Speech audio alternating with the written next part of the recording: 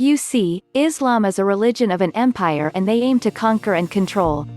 For them there is the land that's Muslim, the land that is not Muslims yet but will be the world, and the land of war, which is where they will try to conquer first because it was once Muslim but it's not anymore, like Israel or Spain. Whenever an empire conquer, the empire place its flag. For a religion of an empire, it means to get the religion that was before and put a mosque where another temple was. It is all over Andalusia and it is in the Temple Mount too.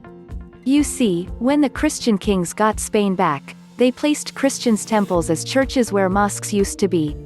Because oh well, Christianity was an empire too. Judaism isn't. We don't want other people to be Jewish nor we care about conquering. We do care about our security because the world decided that we should. And when we got our land back, as Spain did, we didn't blow their pretty dome to rebuild our temple. Because we are nice.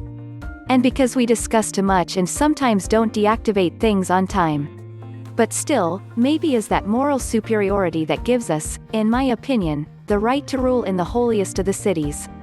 Because it is only under Jewish rule that Jerusalem is free for all the religions as it never was under Islam or Christianity rule. The second temple was built on top of the ruins of the first on what is referred to as the Temple Mount.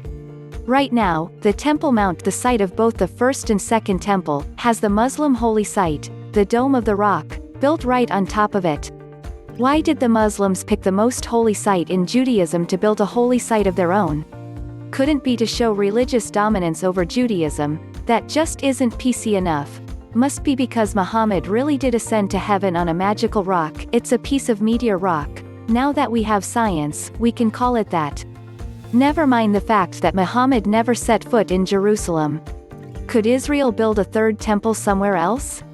Sure, but what would be the point? From a historical point of view, I can tell you that the Jews did not rebuild the temple after it was destroyed by the Romans in 70 CE because every attempt to revolt against the Romans failed. An estimated 500,000 Jewish citizens were murdered during this time, and you have to understand that the Jewish population back then is not what it is now, so that large of a population decrease was critical and it became apparent that the only way for the Jewish people to survive was through dispersal.